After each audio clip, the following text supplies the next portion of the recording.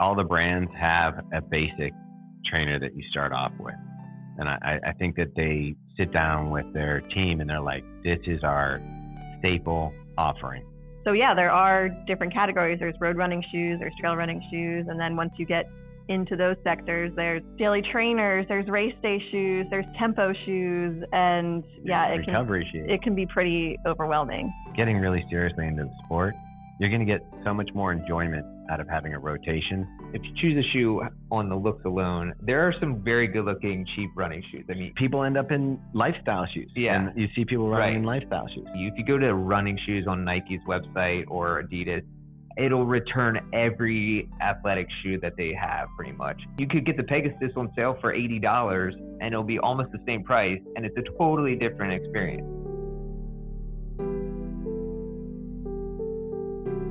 Today, a conversation with my friends from Believe in the Run, Thomas, Megan, and Robbe. They are one of the largest gear review platforms, and they're as legit as it gets. I love their honesty, and I love their attention to detail as well. They've reviewed thousands of running shoes over more than a decade. They have an extensive knowledge about apparel and accessories, and today we're really taking a deep dive into those topics. How to find the right running footwear for you. What are some of those underappreciated but important running gear items that can really make a difference? I really enjoyed this conversation, and I hope you do as well. This episode was brought to you by LMNT. LMNT is a delicious electrolyte drink mix that I drink daily, especially now in the summer months when I'm sweating a lot more. I'm also adding in some more sauna training. I'm drinking at least 1 or 2 packages of electrolyte drink mix a day. They just came out with a new flavor. It is LMNT lemonade salt, and it is absolutely delicious. It has potassium, magnesium, and salt, and none of the dodgy ingredients. LMNT salt is only available for a limited time, so grab yours before it's gone. Head over to my link in the description or go to drinklmnt.com/flow, F-L-O, to get a free sample pack with any purchase. And if you're not satisfied, just hit up LMNT and they will happily send you a refund. Hope you enjoy my conversation with the Believe in the Run crew. First of all, thank you guys for coming on the show. Seriously, it's been really awesome watching the progress of Believe in the Run over the years. I remember it was probably 2016 or 2017 when I first came across. At the time, I believe it was just like Thomas writing on the blog with like every now and then I saw like other people on there, but it was literally just photos on a kitchen table, it felt like at the beginning. And then seeing what you guys have grown into over the years now, be one of the largest gear review websites, like a thriving community. You guys are literally at every world major and every race. I see you guys out there. So first of all, I want to say massive congrats on your success. It's really cool to see. Oh, thank you. Thanks. It's been a fun journey. It's kind of like whiplash. When did it start for you, Thomas? Because I believe it was way before 2017, right? Yeah, it started in 2009, but it kind of evolved from I was actually going to run the Trans Rockies, and I was raising money for a local charity. So I started a website, and as I was documenting my training, people kept asking me what gear I was using. And because I started talking about the gear, at that time, the brands didn't have any outlets like that. So a couple like forward-thinking brands started sending product and sending stuff, and it kind of just snowballed from there. It's kind of funny how these things always start from a passion project, or very often, and that's kind of like the best way, I think, some of these things. That's how I feel. Like it's almost like, I don't know how you guys feel about it, but when we see new people coming in the space and they're coming in it as a business, and we started this as far from a business as you probably could get.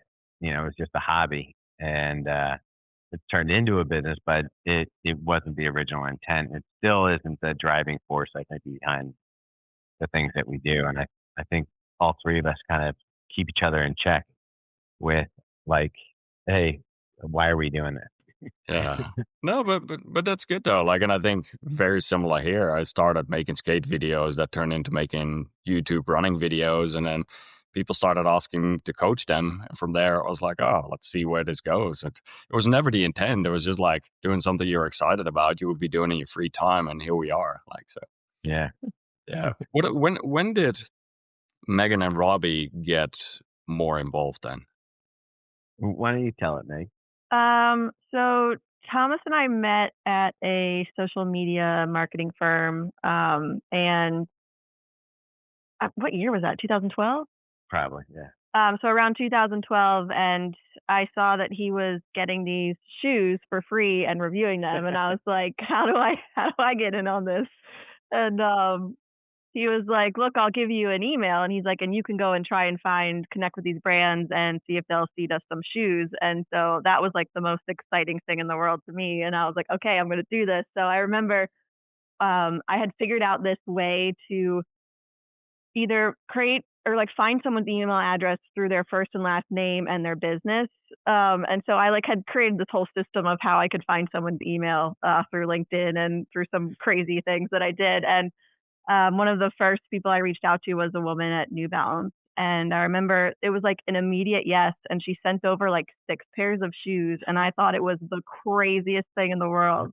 But yeah, and so it kind of just snowballed from there and I got more involved. But it was fun watching Megan decode the emails because she would get super excited. I'd be like, what's going on? She's like, I got another one. Because like Google would show you the picture of the person if you got their right if you email. guessed it correctly. Yeah. Yeah, I was like, okay. Created a monster. There you go. And what about you then, Robbie? When was it that you got involved?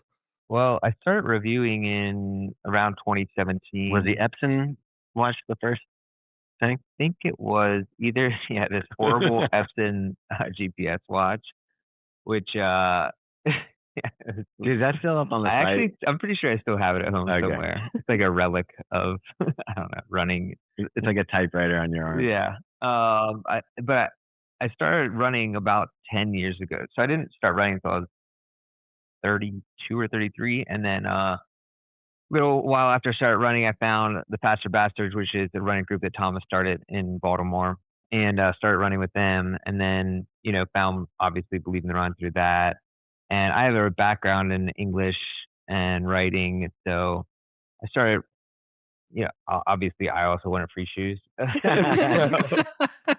think the Brooks Launch 5 was the first shoe I ever reviewed for the website, and then from there, just kind of started like volunteering my services a little bit more, and trying to make the reviews, punch them up, edit them, and everything, and then turned it into trying to figure out a way to get on board full time.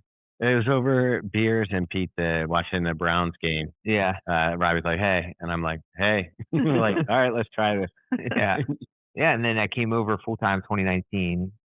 And then basically progressed. Which was great because right when Robbie came on, we lost our biggest. So we kind of had the Believe in the Run wasn't the main focus for a long time. Megan and I started a company called Big Run Media. And that was basically marketing for races and running events and that kind of stuff. Obviously, the pandemic put a little bit of a, hurting on that, which forced us to kind of shift into Believe in the Run. So it was actually a good thing. But Robbie came on board and we lost one of our biggest clients and got kicked out of the space that we were working at. So I hired Robbie and I was like, I don't know if we can pay for this guy. Robbie was our second hire. Yeah. We had one other girl that was here. And then, so Robbie came on. I'm like, I don't know if I'm going to be able to afford this, but I'm sure we can figure this out.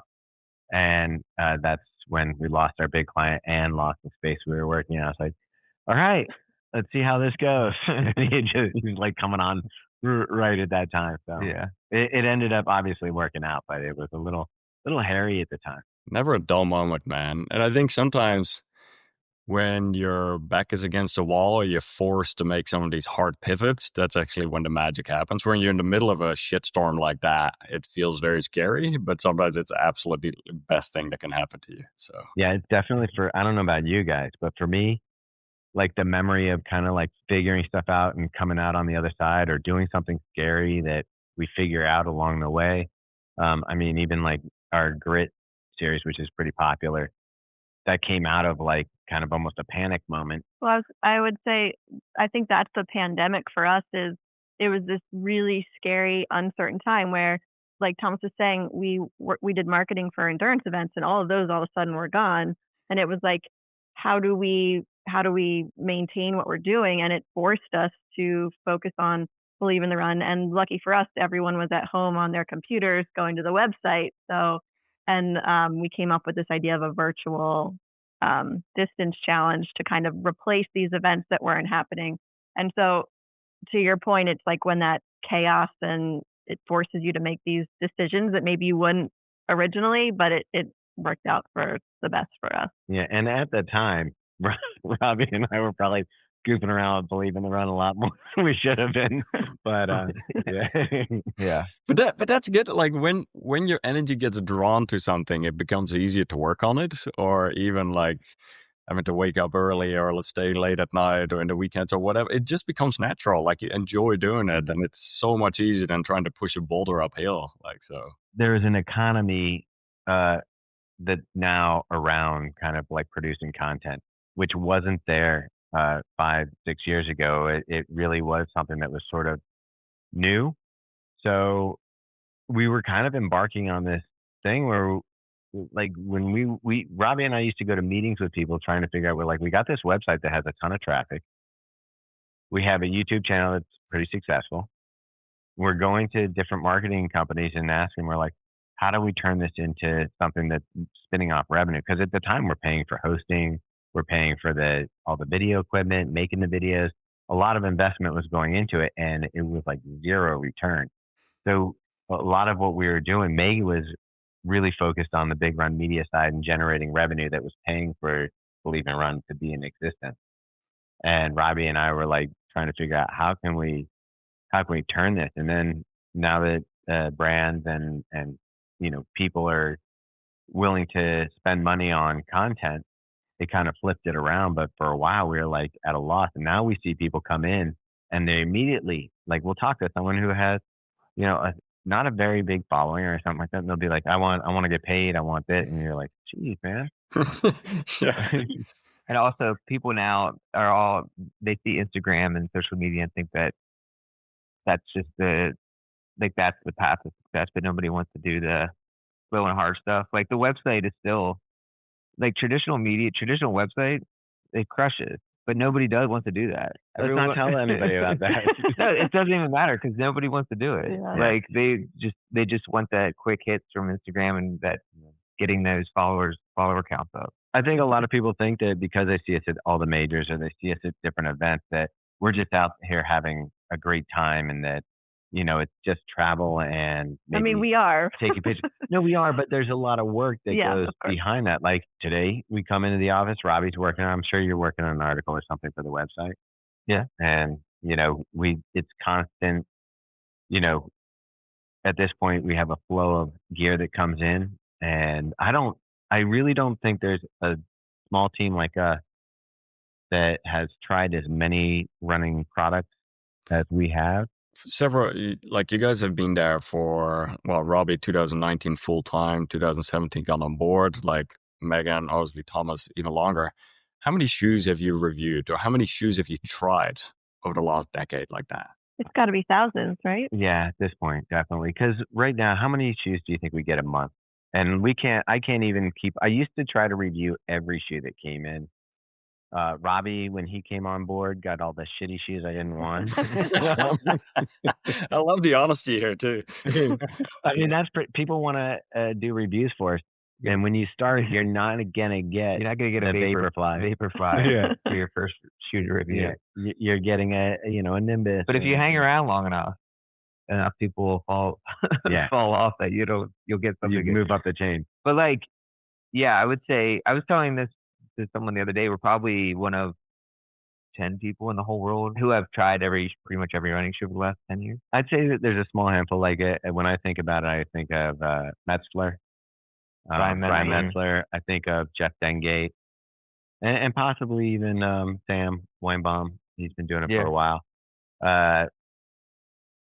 There's other people that have come up since then that are there, but like it's always fun for me. Like we're about to review the Rebel 5, and I was there when they were sending out basically the proto of the first one, or when we look back on different, like the Clifton. We just did a thing. We've been there since the start of the Clifton, so we just reviewed the 10, and we pulled up old clips of when we got the 1.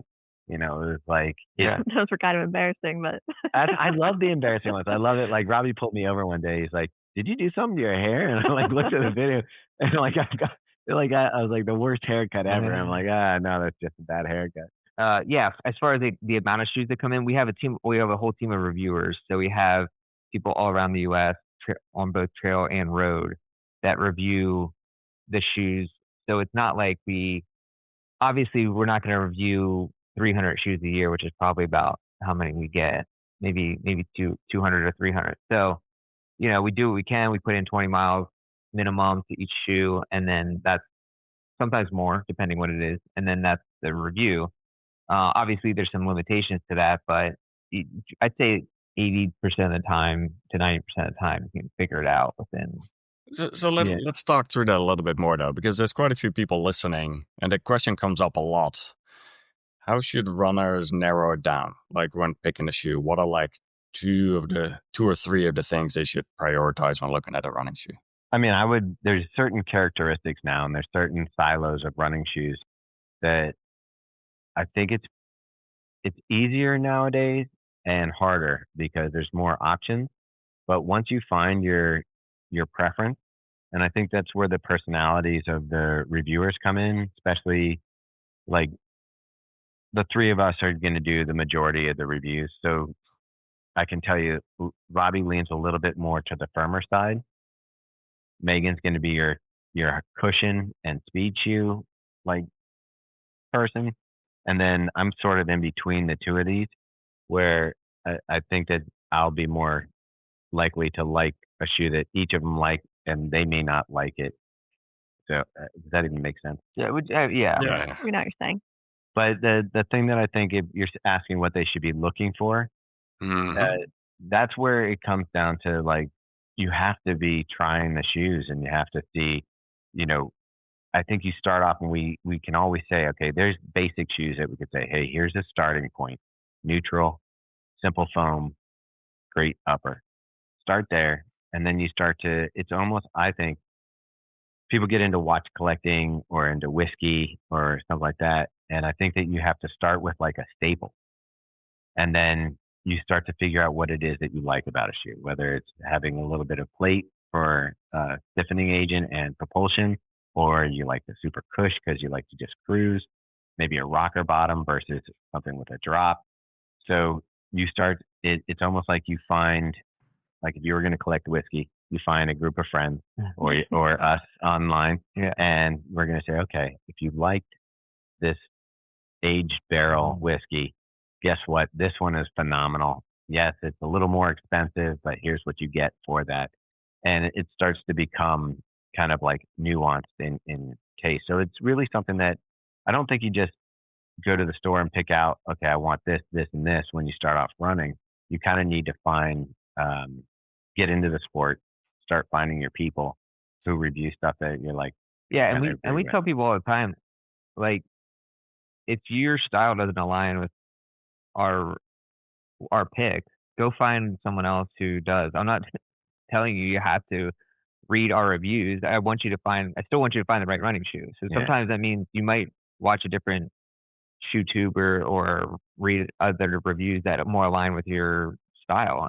Because people love to bash us and tell us that we're wrong. And I'm like, it's at the end of the day, it is subjective, I like it when they bash us before the shoe's out, so they don't know. They're like, there's no way. I'm like, what has been your experience in running in this shoe? But for an example, like a Kafuzi, or I'm trying to think of somebody else who I know that we'll disagree with every once in a while. He's somebody that I respect his opinion.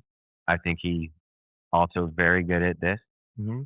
And there's times where I'll be like, he got that wrong. And I'm sure there's times where he looks at our review and he's like, they got that wrong. Right. And it is subjective. It's not, it is going to come down to the runner. I do think, though, there is a bias on performance versus shoe reviews, and I kind of think of it as like, and I'm gonna bring alcohol back into it. I always say it's like being a wine sommelier, or a somm, I guess. But you don't have to get drunk to, know and figure out what a wine is about, the flavors, the complexity, and all that stuff. You can take a sip, a smell, a swish, and spit it out. And I would equate that to almost our 20-mile review. Yeah. I think it's just enough where if you have a bad first run, you get another run in, you go, okay, and maybe the shoe breaks in a little bit, and you kind of figure out that shoe. But for 90% of the time, I do think we put on a shoe almost immediately, and we're like, that's it. Yeah. What about like because obviously a lot of brands, all the brands are available online right now too. Like there's quite a few people listening from the US, but there's quite some people international as well. They might have access to different shoes. So how do you go about?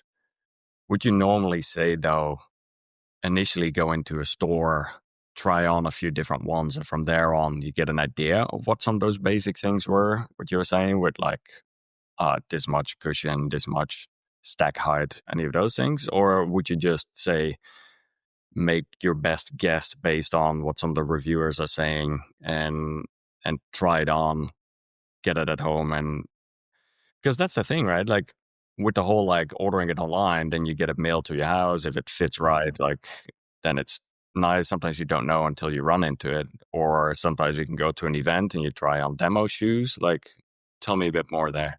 I mean, I'm going to throw it to Robbie here in a second, but for me, all the brands have a basic trainer that you start off with. And I think that they sit down with their team and they're like, this is our staple offering. And from there, it kind of goes off in different directions, whether it's adding plates, back height, softness, whatever. But every shoe kind of has that. And I think there's two ways you can find that. One, you can go into the store and tell them that you're new to running and you just want to, hopefully they put you in a neutral. Yeah, Nike Pegasus is your white paper. Brooks Joe Nimbus, yeah. But the other thing I used to do. Asics Joe Nimbus or Brooks Ghost, yeah. Yeah. The other thing I used to do was I would order 4 or 5 pairs of shoes from Running Warehouse when they had the free returns. And so basically, what frustrated me is I would go to the local running store and they wouldn't have colors I wanted. And they would say, hey, do you want me to order that for you? And I'm like, I can order it myself. So Running Warehouse had a big selection. I would just order 5 pairs of shoes. I'd try them all, figure out which one I liked the best, send the other ones back even before it hit my credit card. And, would experiment that way. Unfortunately, some people may abuse that, but yeah, I don't know, Robbie, how would you say, like, if someone was coming to you, like, because you have a lot of friends that start running, what do you normally put them in? I basically just tell them, if anyone's starting running, I usually just say something basic like the 1080 or I didn't say 880. Yeah, or 880 or Ghost. Or I used to say Pegasus a lot. Now not so much, but because I just feel like it hasn't changed much in the last 10 years. I can't believe neither of you have said Evo SL. I was waiting for that to be the first. It is. I mean, we love that shoe, but that's like a unicorn in the space because it's better than any beginner should get on their feet. You should probably have a shittier shoe. That's honestly what I was thinking. I was like, I don't want you to experience the best running shoe in the last 5 years for the first thing. You need to earn your stripes. Yeah, but yeah, then there's shoes like that are just, I mean, Clifton 880, Nimbus, even now like the Nova Blast. Like there's a whole host of like right down the middle. I usually tell people Nova Blast. That's a perfect shoe. It's got a nice level of cushioning. It feels great. It looks pretty good. It's not super expensive. Yeah, it's lightweight. Yeah. And that's a beauty right now. I think there's more choices in the 140 to 150 range right now that are like really good shoes than ever before. I feel like it's always been like they've moved that up to the 160 to 180 price range. Yeah. But right now I'm like, I love the 150. It's probably my favorite section of shoes right now. I was just thinking this morning, I was like, there's the 4 horsemen of the apocalypse in the 140 range. It's like Nova Blast, Evo SL, Mizuno Neo Zen, and then New Balance SC Elite V5. I think those not Elite. Rebel. Rebel V5. I think those are like the 4 right now. That in that. Did you say Mizuno Neo Zen? Yeah. Okay. 140 to 150 range. Those are the 4 that I'm like, if you get any of those shoes, you're probably gonna be pretty happy. It is wild to see though how some of those prices of those shoes have changed over time. As in, like, I remember indeed around $100, then $150 you could get pretty much all of the shoes, and then it started going up. I think once the carbon plated shoes came out, like that just became a whole nother level of pricing right there. Super Blast also helped lift the bar for everybody. Yeah. I mean, it came out at $225 and everybody was like, it's not even a race day shoe. This is ridiculous, crazy. Why are they? We got so many comments that it was too expensive. And every time that shoe came out, it was gone off the shelf. Like, yeah. On the flip side, the Vaporfly came out 8 years ago, and that was $250, and you can still get shoes just as good as the Vaporfly for $200. The first one for $250. So, in some ways, it stayed the same, especially at least on the higher end. Now, I know there's starting to inch up, and there's some $300 shoes and whatnot, but for the higher end racing shoes, it's been largely inflation proof over the last 7 years. And I think about it, and Meg, when you look at race day shoes and you think about how much time you spend training, how much money you spend on nutrition, and we talk about the price of the shoe, but in reality, compared to some of the other costs, race entry, all that stuff, don't you think it's kind of worth it? Yeah, I think so. I mean, I'm someone who trains in their race day shoes. We'll use it for a marathon and then put it back into the training rotation and use it until it's completely dead, because I love the carbon plated shoes. But so I think you can get its money worth. Yeah. So let's zoom out a little bit here. There's some people who have more experience than others listening to this. Like when I first got into running, I just thought a running shoe is a running shoe, and then all of a sudden I realized, hey, they make different shoes for trail running than for road running. And then you mentioned race day shoes and carbon plated shoes. Can you just zoom out a little bit, and maybe Megan, you can share a little bit more about the different types of shoes high level there? Well, I laughed when you said that as a beginner you realized there was different shoes, because the first pair of shoes that I purchased, I got because I saw them online and they looked pretty, and I was strictly running on roads, and this was an Under Armour trail shoe. And I wore it one time and I got like the gnarliest blisters. And did anyone tell you not to buy that shoe? Thomas did advise me, and I was like, he doesn't know, whatever. But so I get it. It's pretty overwhelming, especially as a beginner runner, to come in and know nothing about shoes. So yeah, there are different categories. There's road running shoes, there's trail running shoes, and then once you get into those sectors, there's daily trainers, there's race day shoes, there's tempo shoes, and recovery shoes. It can be pretty overwhelming. Max Cush. Yeah. The craziest thing now is, especially on the trail side, you're getting into like some really granular stuff, like the gravel shoes, and there's just like terrain specific, what's the Brooks shoe, the Agile Catamount Agile, which is just for vertical kilometers. I'm like, this is insane.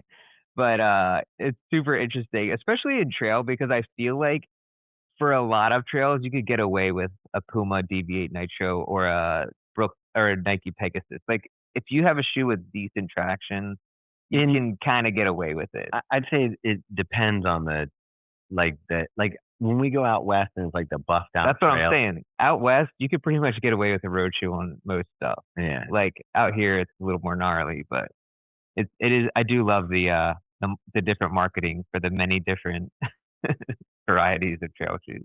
I would say though, to add on to what Megan's saying about the different shoes, like typically what we'll recommend to someone who's actually getting into the sport and really loves it.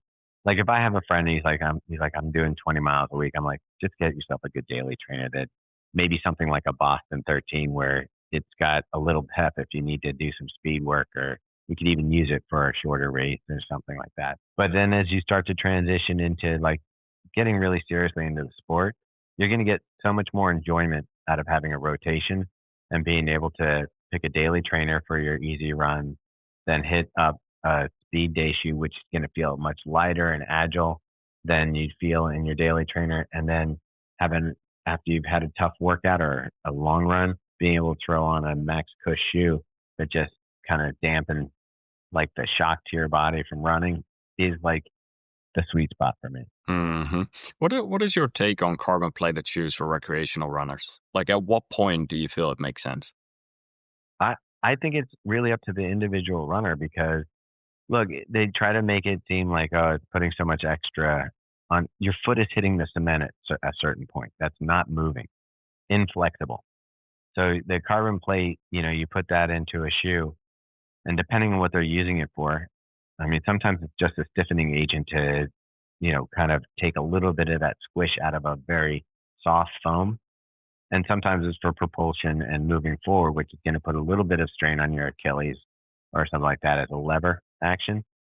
But Meg runs in, like, you would run in plated shoes every day if you didn't have to test other shoes, right? Yeah, I do love carbon plated shoes, which I know is like kind of polarizing right now. It feels like a lot of people are like, you can't run in those every day. But at the same time, I think the brands recognize how much fun a carbon plated shoe is, and that we don't just want it for race day, which is why all of a sudden we have what we call these super trainers, where you have technically a daily trainer, but with all the features of a race day shoe. So it's got the really great foams, it's got a carbon fiber plate, but it's more of a structured like daily trainer that you can use every single day. And like a better upper. Yeah.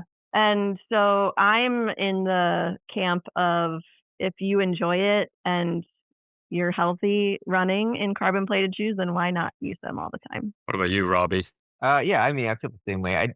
I'd say run in anything as long as you're not getting injured running in it. Yeah. I mean, I've run in, like, that's the interesting thing here, especially because we run in so many different shoes that I don't run as many miles as Meg. I run half of that at most usually. So I run 25 to 30 miles a week if I'm not training for a marathon, and that's I'll run in, because we review so many shoes. You're talking about I'm running in a different shoe each week pretty much, and sometimes I'll have a workout and I'll run in something faster that we're testing out, like a race day shoe or in like the Nike Street Fight 2, which I've been running in, but I'll have these different shoes with 10 millimeter drop and a 4 millimeter drop, and I don't go down to 0. I've learned my lesson from that. I leave the ultras to a different reviewer. But it's always fluctuating, and I haven't been injured, knock on wood, in several years, anything that would put me out for longer than a couple of days. So I don't put much stock in it. I feel like as long as you're not getting injured, then do what feels good. And especially since we've learned that carbon plated shoes offer you that kind of all around tool where you can go fast and do workouts and do long mileage, but it saves your legs for the next workout or the next day. Whereas if you're doing flats and running a hard workout at an 8-mile workout, you're opening yourself to more injuries in that way if you're trying to stack mileage. And that's a good point that Robbie brings up, because a lot of people are like, oh, you minimal shoes strengthen your feet and this and that.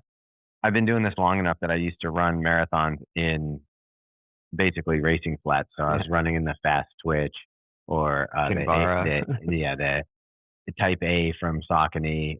My PR's in the Kinvara. And I remember, you used to run a marathon and your legs were just beat to hell afterwards. You felt like crap. And you really did need that week off. Now you have to tell people to settle down because they're ready to go 2-3 days after a marathon. They're probably fine to go run, but it's because these shoes now where you used to have to get the low weight from a shoe without a midsole. Now you can have 40 millimeters of stack under your foot, feel great, get that cushioning. It's better for your body. So when people say, hey, you shouldn't be running in the carbon plate shoe, I'm like, you guys, come on, man. I used to, no, totally. The minimal shoes are the ones that broke my metatarsal. Yeah. But I even look back behind Meg. I don't know if it's on camera, but the DV8 Nitro is up there, and it's a shoe that is meant for daily training. It's got a great nitrogen infused foam, and it's got a TPU plate in it, or I think it's carbon infused plate. And that's the other thing. When we talk about carbon plates, the more we dig into it, the more we realize carbon plates nobody's making a pure carbon plate. It's always blended with something so it doesn't snap. But that's a shoe that I would say to somebody starting off, hey, put that shoe on, you're gonna have a good time. And by the way, Mizuno has been doing plates for 25 years or longer, and nobody complaining about that. Was complaining That's because about no one that. was wearing them. Yeah, exactly. When the carbon plated shoes first came out, I remember running one of my first races, and it was a very quick transition of no one had carbon plated shoes to all of a sudden you would be at the start of a race. And I remember vividly like the noise it was making. It was all of a sudden very loud. I remember even running CIM back in the day. Sure enough, the whole front feel was all like click, click, click, click. Yeah. Then I ended up probably after about 18 to 24 months, one of my friends gave me a pair, and like finally he was like, dude, like just try these shoes. I promise you it's so much better.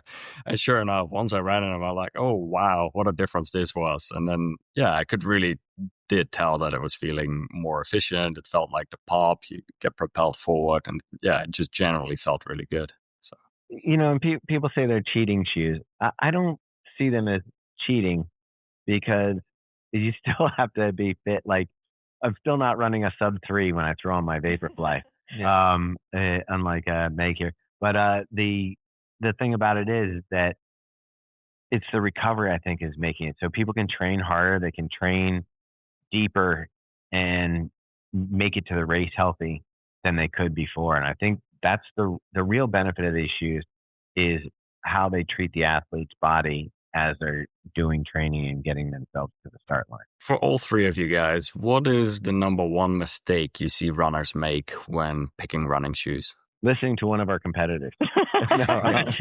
Yeah.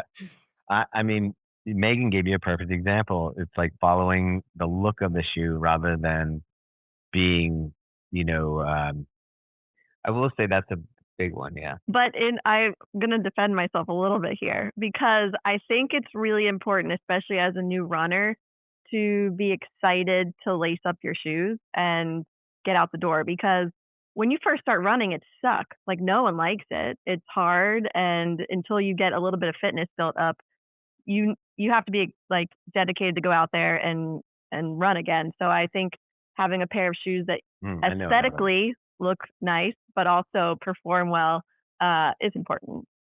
I'll say the biggest mistake I think new runners make, though, is they buy the shoe size that they wear for casual shoes in running shoes. And here's my big gripe with the running industry in general. If everybody needs a half size up, why isn't that just a 10 instead of, why do I got to go 10 and a half? Yeah, I should just be wearing 10. But like, they got to make it more complicated, and everybody's got to go up. But if you don't go up when your foot expands, obviously you're going to get bloody toenails, blisters, all that stuff. And I do think, as much as we try to help people online make choices, it wouldn't be a bad idea to go to your local running store and get fit to make sure that the shoe is fitting correctly. I don't say you have to always, maybe stay in that ecosphere. But there's definitely like local running stores that I look up to and stuff that I think are going to try to put runners in the best shoes, not just what's being spiffed or they're incentivized to be selling. Yeah.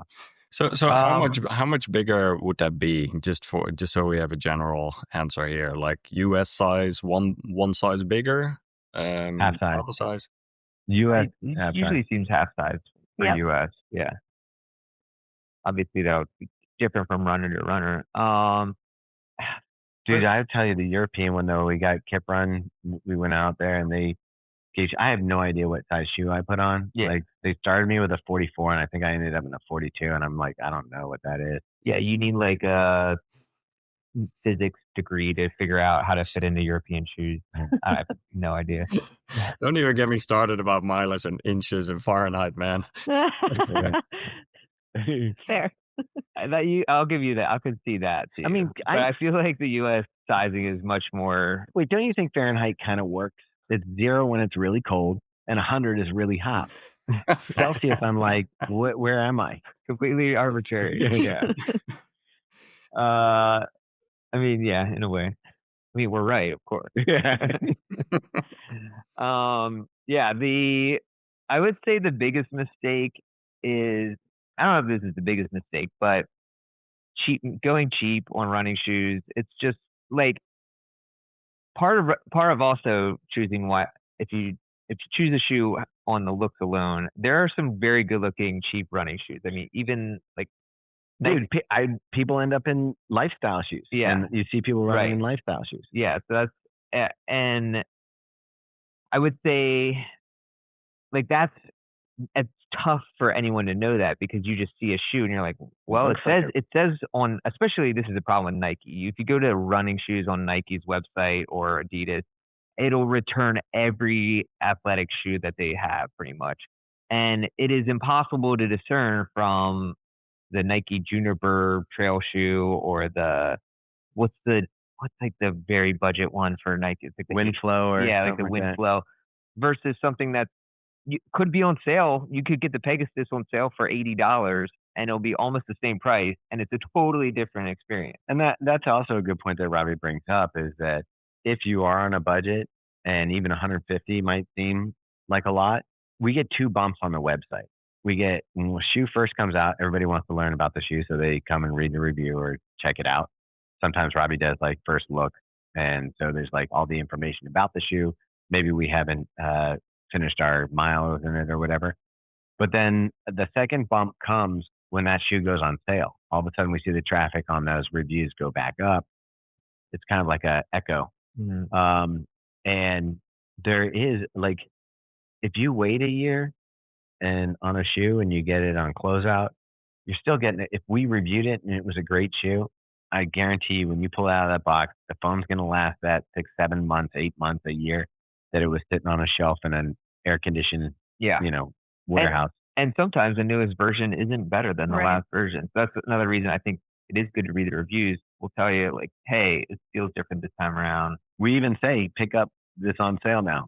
Yeah, we'll say it. And a lot of times you can, now shoes like the Super Blast, that's never going to go on sale. But you can get some other shoes that, especially some of the base model type things, for a lot more reasonable price. I've done it myself though, even picking up like some older Alpha Flies and like trying to find them online and just buying like 3 at once, just to kind of load up. I mean, that was a perfect example of one that we did not like, the Alpha Fly 2. So Meg and I were big proponents of preaching, go get the Alpha Fly 1. So we had That's exactly what I did. Yeah. We had people DMing us all the time. Where can I get, this? Do you know anybody who has it in stock? This and that, because they're the same people were like, okay, I like that. Now the 3 came out and I think it's an improvement over the 2, but I still think the 1 is. I think I'm fully on board with 3 now. Okay. Yeah.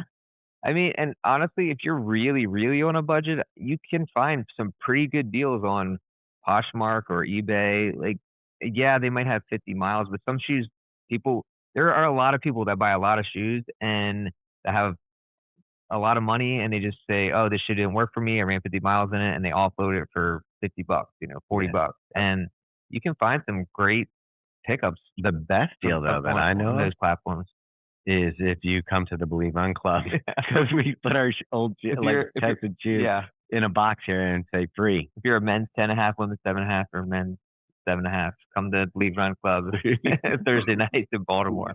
And you could probably pick up something. Earlier, Thomas, you mentioned some of your earlier shoes that you ran in, like you ran marathons in very flat shoes, little cushion. It got me thinking when I experimented with all sorts of different shoes, and I ran in some of the Vivo Barefoot, and I was like, let's just give this a try. I was wearing them for daily wear, and I was like, forgot my running shoes at one point. Let's just go for a run. And at first it was a few miles, and then later I was like, oh, let's just go on a 10 miler on like this minimal drop shoe or like minimal shoe. My feet were so tender and so sore, and like it literally took several days to recover from that. And I think once again, everyone is different, but also like having to your body takes a long time to adjust to some of these things. And I think sometimes I hear these stories out there of like, yeah, minimal shoe is the best, and it's like you should be running in this, and people literally get injured because of it. And I would kind of like to hear your guys' perspective on minimal footwear, zero drop, wide toe box. Just yeah. I mean, I think for me, I went through the minimal phase. So like when I started the website, it was right after I started it, Born to Run came out, and people really, the minimal craze went nuts. Vivo barefoot. I used to run in the Merrell trail glove and the glove. At that time, I was using a lot of low stack or even zero stack, minimal shoes, and I ended up breaking a bone in my foot, and just overuse without having any kind of cushion. Now, that turned me off to it, but I do see the advantage for people who want to strengthen their feet or do that. But I think like the way that I would probably go about that is if I wanted to do that, maybe go to a field, like a soccer field or something like that, take your shoes off and just do a couple laps back and forth on the field. I wouldn't necessarily, and just kind of that should be enough to get, if you really want that, free feeling and strengthen your feet. But yeah, then when we get into ultras, and I hate the wide toe box shoe. Yeah, I mean, yeah, I like a shoe that looks good. Like, I hate to say it, I like a shoe that looks good, and I know they slimmed down since they were bought out, but it's like foot shape is. I can't get with it. My foot is not shaped like that. Yeah. Like I do know people who have Barney Rubble shaped feet. Yeah, Jared should be in ultras all the time. Except for they're too narrow in the arch area. Yeah, and I'm not against anyone who wants to go barefoot. I just have friends and know plenty of people who go. I have friends that run barefoot. You don't know. No, it just sounds like that. Like. Oh yeah, like. I know people who like in the barefoot world are crazy. What's crazy is that it's come back around. Like it's now hot again, which I thought it's like Mumford and Sons. I thought they were going to die off, and now Noah Kahan's big again. I thought it's the same deal. It's like I thought barefoot running would die off, and now it's come back around where it's huge with Vivo or Zero or any of these other brands. Like I'm having people review barefoot running shoes because there's a huge interest in it. See, in my mind, they're coming back for those people that didn't get them in the first round, because like we know, like now running's becoming bigger. Yeah, like Thomas, I ran a marathon in the New Balance 1400, which was like there was like no midsole, and I remember it was probably like 7 millimeters. Yeah, and I was in so much pain. My feet hurt at mile 18, and I was like, no wonder this marathon thing is so hard. I mean, it was probably 15 millimeters with a 5 millimeter drop, and 5 in the front. But yeah, so I think for those of us who were running during the minimalist movement, I mean, at least personally, I would never go back to it. But it's even outside of running, though, in the general public, it's become a huge thing. In the last I saw Matt Choi 3 or 4 years. Matt Choi and his brother love the Vivo barefoot one, and I get it that coming from the gym culture and someone saying this will help strengthen your feet, you're going to buy into it, but they do look a little bit better than they used to. A little bit better. But I'll just say, like, cushion feels great, and there's a reason why shoes keep getting taller right now. Is it feels so good, and you can get more miles in. So if your body can handle more miles and do more training, I think it all depends also what you want. Like if you really want to put high mileage in, I wouldn't recommend a barefoot style shoe or a low midsole shoe, because you're going to just beat the hell out of your body. And it's also, do you want to spend the next 3 years of your life committing to that ecosystem? Because you can't do both. You can't do minimal and then go to a 40 millimeter stack height. Like you need to buy into that whole world. I think the only way that I do it now, though, Robbie, is like I wear like a Vivo during the day or when I go to the gym, and then like when I go on a run, I have like some more stack height. That makes sense. So it's kind of. I see people lifting with them who don't want to wear lifting shoes. Robbie and I are lifting out, and I tell you what, that's a case of like me going from an area where I know footwear to where I don't. And we went to the gym and I wore like a CrossFit shoe the first time because it's all I had for lifting, and trying to do squats in it compared to doing it in a real weightlifting shoe. That's the kind of difference I don't think people understand in running shoes. If I hadn't had someone say to me at that gym, no, you can't use that shoe for what you're doing, you want this shoe, it changed the whole way that the lift felt. So that's the kind of thing that I forget when we're talking about running shoes and we give advice. We can change your experience. We can help you get the most out of your running and feel the best. And, that's, I think, the main goal of what Believe in the Run is doing, is we're trying to expose people to what's available out there and that's going to make running more enjoyable, whether it's finding a style you like or even apparel that you like, down to a feeling once you hit the cement. So well said. I want to transition for a minute, to a few other items, meaning, are there any other underappreciated or underrated items within running, something that might not be flashy, but that can really improve your running experience? And I will bring one up. For example, for me, discovering what a good headlamp can make a difference. Like having a proper bright headlamp that adjusts based on distance or based on brightness, that really changed for me the running experience of early morning runs, late evening runs. But curious if there's anything from your guys' end. I'm a headlamp dork, so I'm totally with you. Wait, I have to. Robbe will run in the city where there's lights. I have to look at the ground the whole time because I'm afraid of losing my ankle.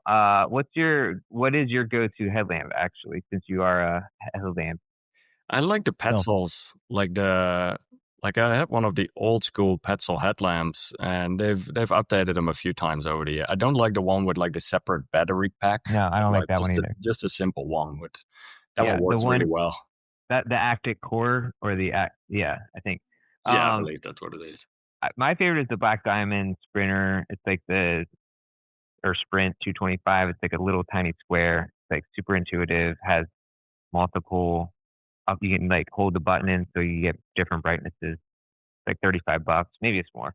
That's my favorite. But then I think I would say, as far as more underrated items that improve your run, obviously Past Projects running shorts. And, no. Obviously.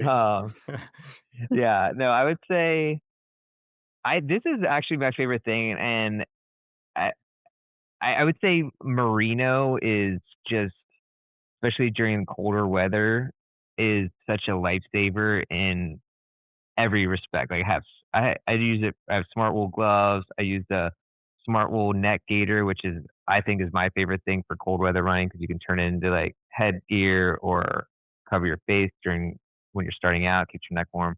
That's my favorite piece of gear.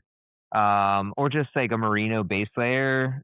It changes everything. You're giving advanced right now. I think if you're talking to a beginner, people don't invest in socks.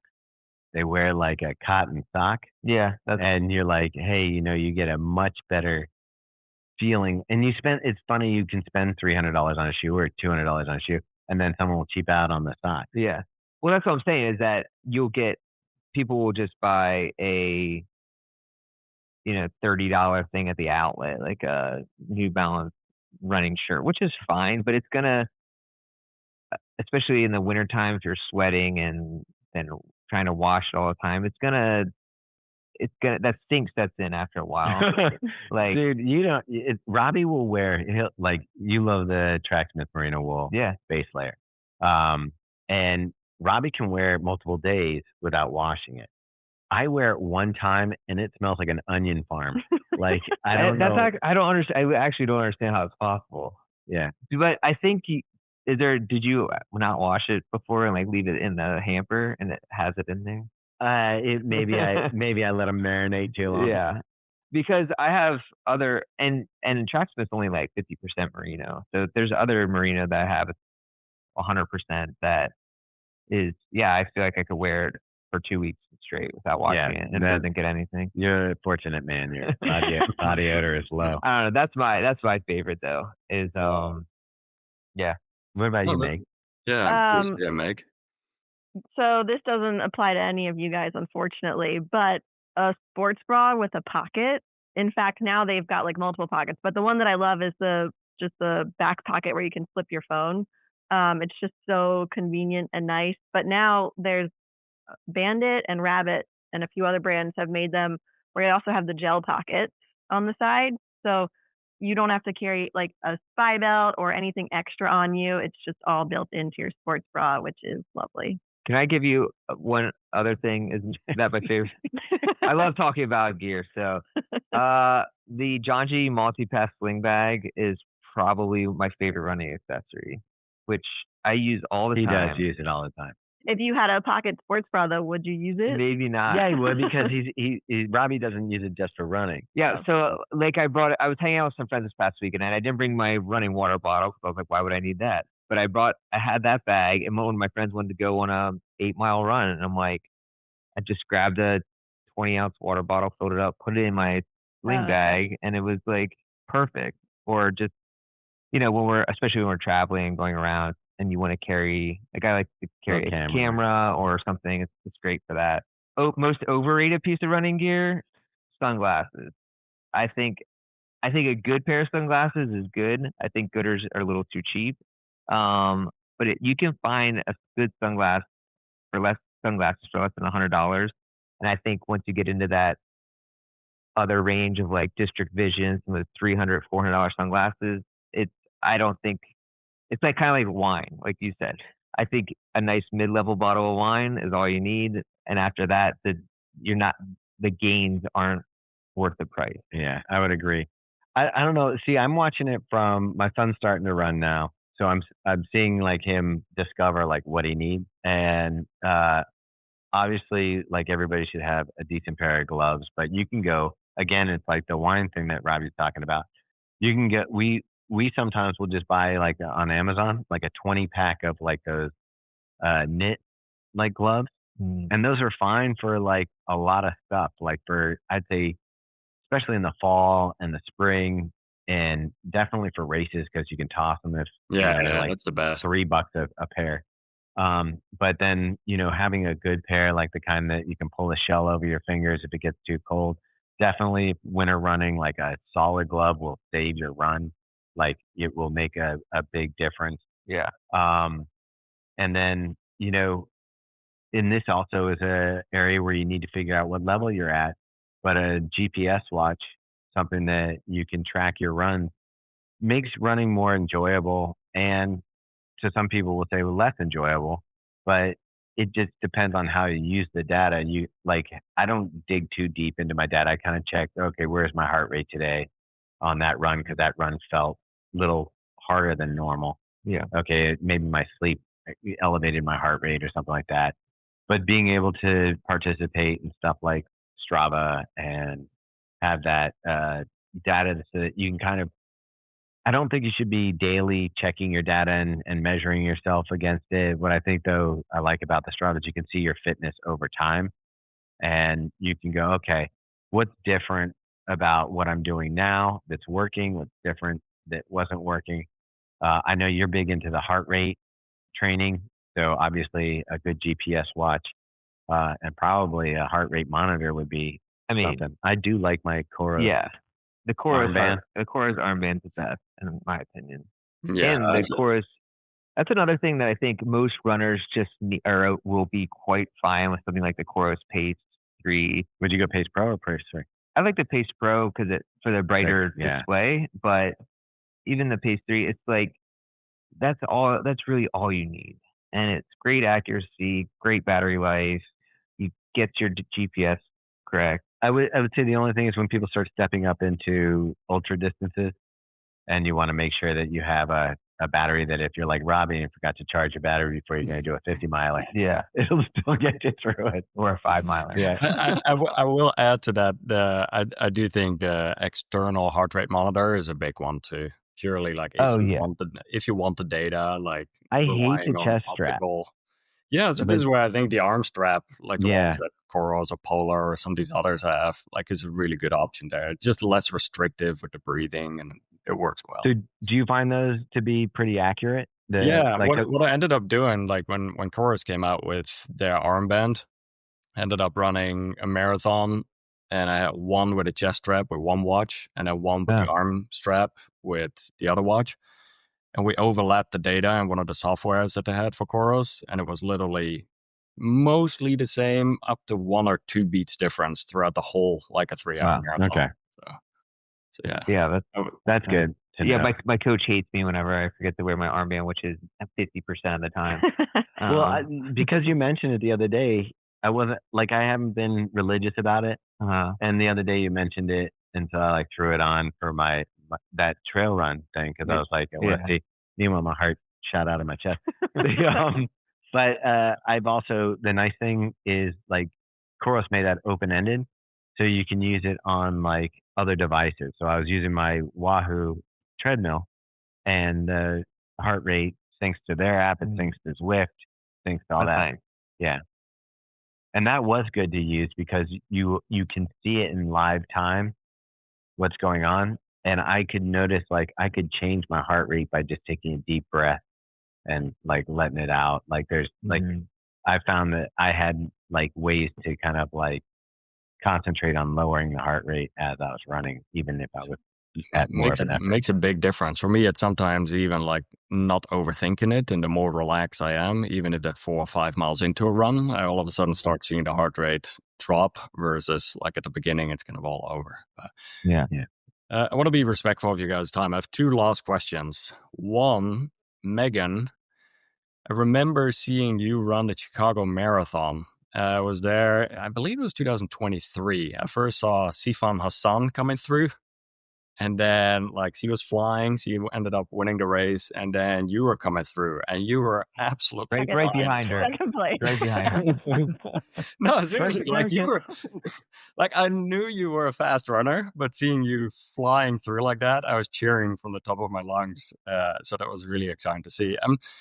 I'm just curious for all 3 of you guys, like, have you ever, or like, what has been like one of the breakthrough moments for you in your running? Like, if there's been one part of training that you remember that stood out to you, or one part of race day that stood out to you, has there been anything that was like a very special moment to you? Oh, I loved Chicago. So, and that's still my PR right now. And it's funny you said I was flying in there, because felt like I was jogging it at the end there. But in 2022, I sort of changed our whole diet around running, and realized that I was underfueling and not hydrating enough during, especially like the long runs with maybe some marathon pace work in them. And all of a sudden I was going out for these 22 mile runs, and not only hitting my paces, but feeling totally fine afterwards, and great for the rest of the day, and like a normal functioning human. And stacking those over and over again, throughout training for one block, I remember I had like a 6-minute PR in Boston, which is not typically a PR course. And it was the best I had ever felt in a race. And I literally stopped my watch at the end, and I was like, oh man, I must have paused my watch somewhere in the middle of the race, because there's no way I just ran a 2:48. Like, absolutely not. And it's, I think it all goes back to fueling properly. That's can make or break a race for sure. That's a big one. So yeah, I don't know about a breakthrough. I do feel like, as you know, I started doing the heart rate training that you recommended on your podcast and your program that a couple years ago, and I haven't been 100% dedicated to it. I think there's just a lot of variables there with some of the stuff we do, but I will say that my easy runs are now, since then, have been way easier.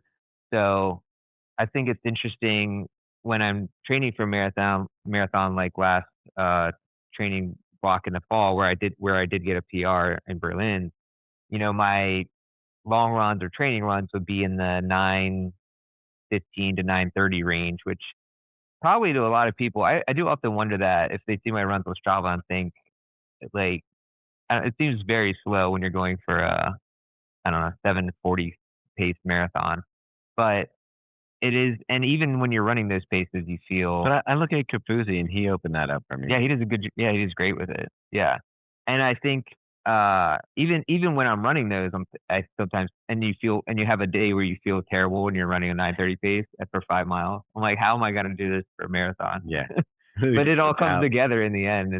I feel like that was really cool to see, and I really haven't been injured, like I said, much, especially since I tried to keep it slow for most of my runs. So that's been really helpful for me. I'm going to go back in time for mine. When I first started running, probably the first 3 marathons, I just did mileage. So it was, I'd look at it and the coach would say, okay, run this many miles. And I didn't have any speed work. So I finally got a coach and like a person that was Caleb Maslin at the time. And Caleb's like, hey, you need to incorporate speed work into your training.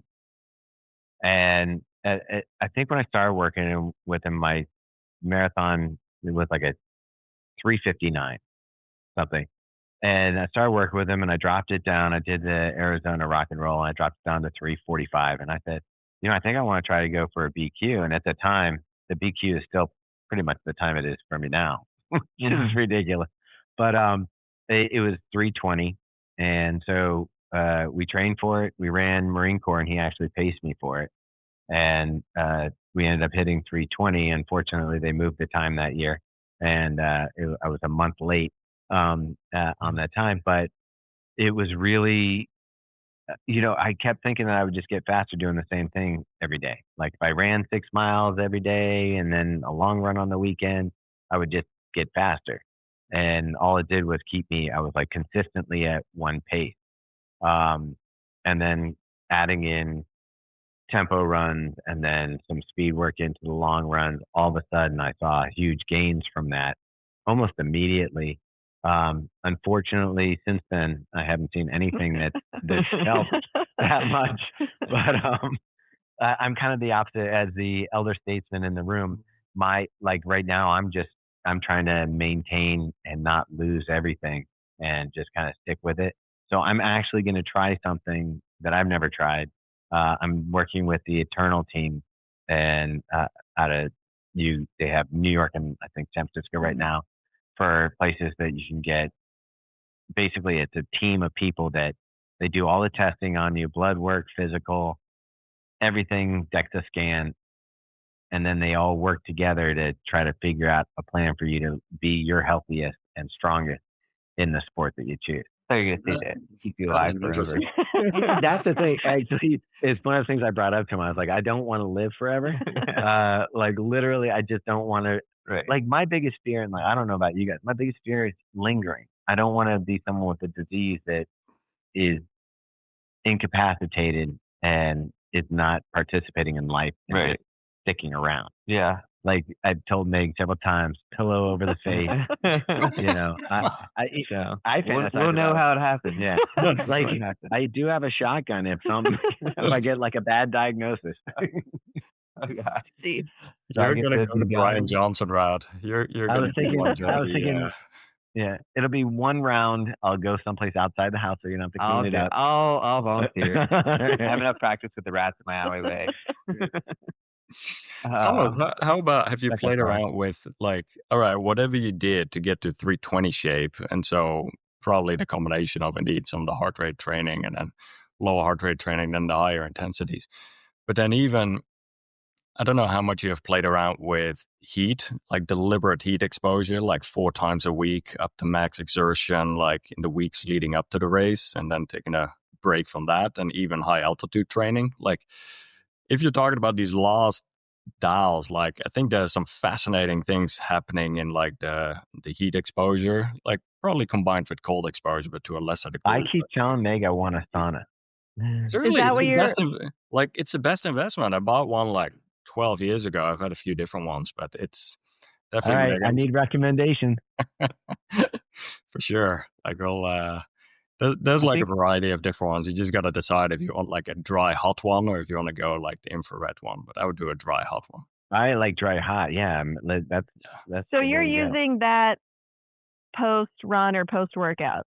So what I even do is I do my long run or my higher intensity sessions, come back and already have the sauna warm and just jump in it. And like, it's a really nice way to, like, you're already sweating and you just kind of keep going. And then, like, in an ideal world, like, you build it up over time. But if you do like a few different sessions in there, like, I like going in it for 20 minutes, come out for a bit, go back again for 20 minutes. Dude, go out I just be, I feel like I'd be dumping like Gatorade coolers of LMNT, like just, like I'm into this. the whole box. I just like this, like even if it did nothing for performance. Oh no, but so you're saying that this is like helps your race day. Okay, I will say before you answer that question, my best two races, it was in the 30s when the race started. Well, the interesting part is you just improve your sweat ability. So more of your body's temperature goes to, or like your energy goes to cooling your body down. Well, like a lot of energy, like if you just look at the cardiac drift that's happening, and you can have less cardiac drift happening because your body can cool itself down, there's absolutely benefits for that. And you can do that whether you do that through sauna training, or you like ended up wearing like extra layers of clothes and you go on some high intensity sessions. There's a variety of ways you can do it, but yeah, I definitely think it's one of the dials that you can play around with. I will say because I was training for Berlin in the fall, and I pretty much procrastinate every day and push my run back to as late as possible. So I was quite often running in 85 degrees with humidity in the afternoon. And I do feel like, I don't know, anecdotally maybe, but I felt like that helped a lot come race day when we got that 45 degrees. And, Yeah. I mean, it's the same. If you're training through the winter and then you run a hot day in Boston, it's absolutely miserable. Dude, remember training for New York, and then we had that hot day. Yeah. Oh, geez. And it was like, I mean, London was warm. Yeah. I mean, it was. I'm like, I mentally was prepared for a hot day, so I was okay with slowing down and just being like there. But if I had been in my phase where I was like, it's got to be this, I need to have this time, I would have been freaked out. Yeah. And then after you do the sauna, do you jump into your chest freezer filled with ice in your garage? Actually, often I don't, because I feel like it just cools me down too much. Okay. So I often just go out for like 30 seconds or a minute and then go back in again. All right. So, we're getting a sauna. Bobby, you want to come over and hotbox? Office sauna? Your neighbors already talk about us enough. There you go. One last question over here. There's quite a few listeners, like recreational runners, just looking to improve in their running. So do you have any closing thoughts, any advice to become a stronger, healthier, happier runner? I mean, it sounds corny, but for me, it's really concentrating on your enjoyment in the sport and not comparing yourself to peers. Or I think what happens is, it's not like you compare yourself to Eliud Kipchoge or, one of the other top people. You compare yourself to someone who's maybe similar abilities to you. And you start going, okay, I see they did a 20-mile run and they ran it at this pace. Maybe I should be. You start to like doing this comparison in your head, and what it ends up doing is just taking any enjoyment out of your own run. And you become either envious or prideful, depending on where you're falling.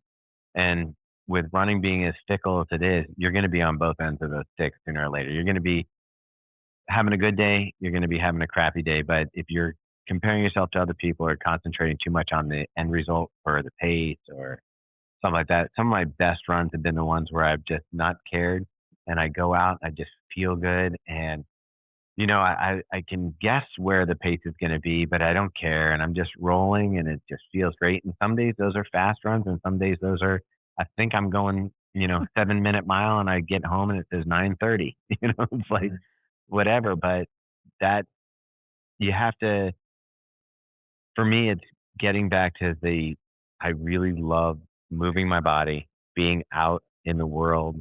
Like, we live in a beautiful place by the water, that, kind of knowing that I'm out in the morning getting my exercises, like that, it's, what do they say? If you can't pay for it, it's invaluable.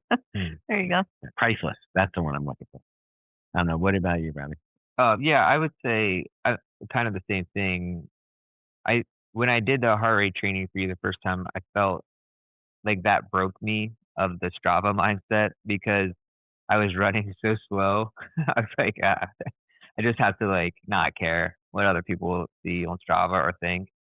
Because I think even these first 2 years of being with Believe in the Run, there was even an imposter syndrome, like, oh, I'm not a real runner, so I'm not running a 2:30 marathon or something.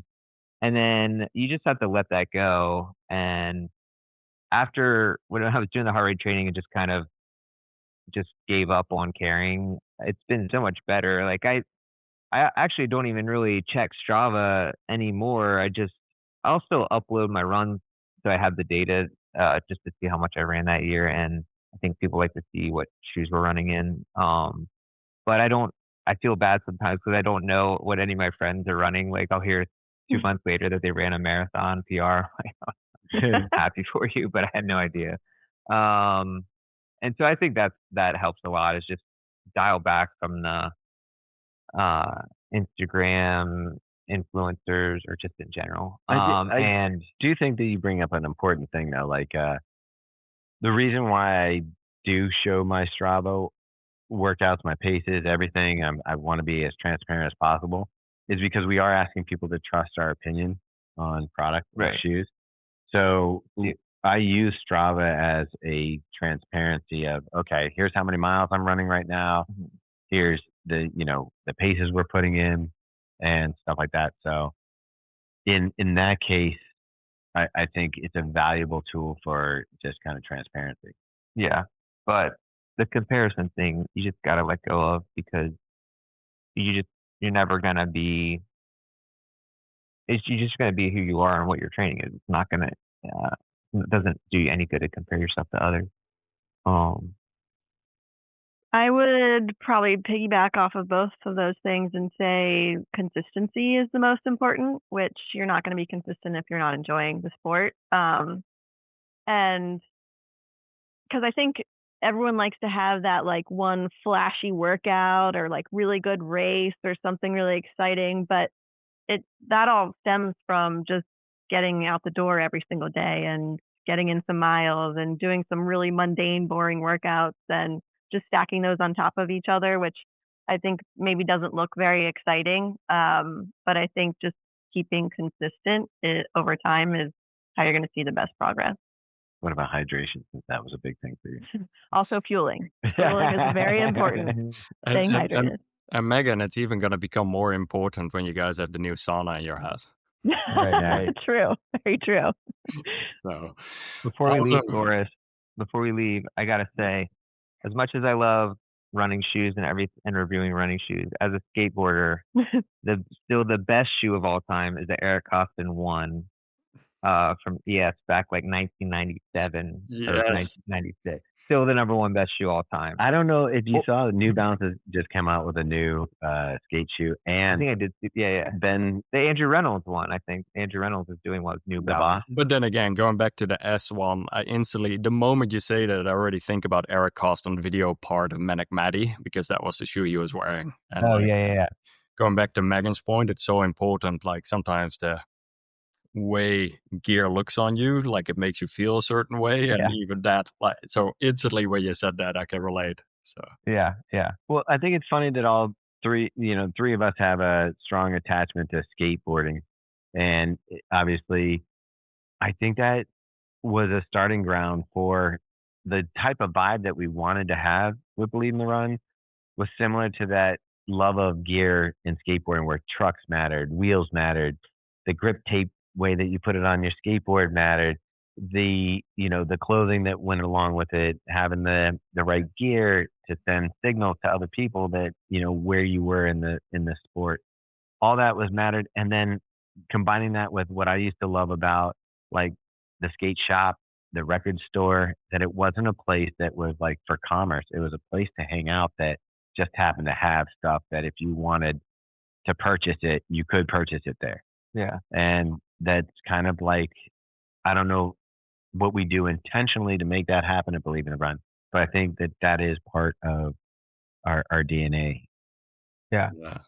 No, so well said. And I think it comes from a very authentic place and it naturally draws the people that are in line with that. So awesome. Thank you guys so much. Seriously, really enjoyed this. I don't know, when are we going to run some miles together again? I know, Robbie, you and I ran in Austin.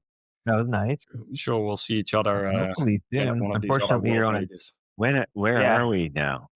Unfortunately, you're on a different coast. Where are you right now? You're in California? Yeah, I'm in Southern California. So we'll be out there for Western States. All right. That's June, right? So yeah, maybe we'll see you at Western States or otherwise. Yeah, you can watch me suffer at high altitude. I'm going to have to get that sauna. Are you running it? Oh yeah, I'm definitely running. No. I'm going to climb to the top of whatchamacallit, the first lookout space. I forget what it's called. The forest. Yeah, the escarpment. We went to it last year, and I don't think that Carl and I were ready for what that was. So I mean, we'd even run a race on that mountain a couple days earlier, but they were like, "Oh, you get up at 6 and you go to the top of the escarpment and catch the runners." I think we got up at 4 in the morning, and you hike up to the escarpment. And this is just the beginning. This is the first, 3 miles of the Western States 100 miles. Right. And we it was something. Like Taylor was even a little tired going up there, I think. Probably not that bad. Yeah. He was probably just trying to be nice. They did the whole thing in the dark without headlamps, by the way, because they're full. Yeah, that was this year. I'm going to get that black diamond thing that Robbie's talking about, because literally going up, I think Carl may have twisted his ankle once. I think just going up it was a hike. Awesome. Well, might see you out there then. So what do you do? Are you going to do JFK 50? Won't be a JFK 50. We have a few other ones lined up. All right. Not that one this year. So I'm trying to get as many friends together to do JFK. I think we have like 10 people. Yeah, we have a lot. When is JFK 50? November. Last week in November, I think, or right before, week before Thanksgiving. Yeah. I'm thinking that we do New York City as a training run. That's what my coach recommends. Yeah. He did? Yeah, right. But he also says not to do a fast full marathon. Oh, well. He doesn't want you getting injured. He's a good coach. Yeah. There you go. Good. Well, thank you guys. We'll connect more soon again. So. All right. Sounds good. All right. Thanks, Boris. Thanks, Later. Boris. Bye. Bye. The Believe in the Run guys are awesome, and I hope you enjoyed this conversation as well. There were a lot of different products mentioned, a lot of different links. Some of these are still going to be relevant when you listen to this episode. Some might get outdated over time. I'll try my best to add some of these links in the description below on YouTube. I would love to hear from you. What was your favorite takeaway, lesson, or quote from this episode? Please let us know below in the comments on YouTube. If you'd like to find out more about our running coaching program, check out pbprogram.com. And if you would like to receive a free weekly newsletter that is sent every Friday, you can go to extramilist.com/subscribe. That is extramilist.com/subscribe. There was a lot of information to digest. I'm about ready to go out the door for a run. Have fun out there on your runs, guys. Talk to you on the next one. Bye now.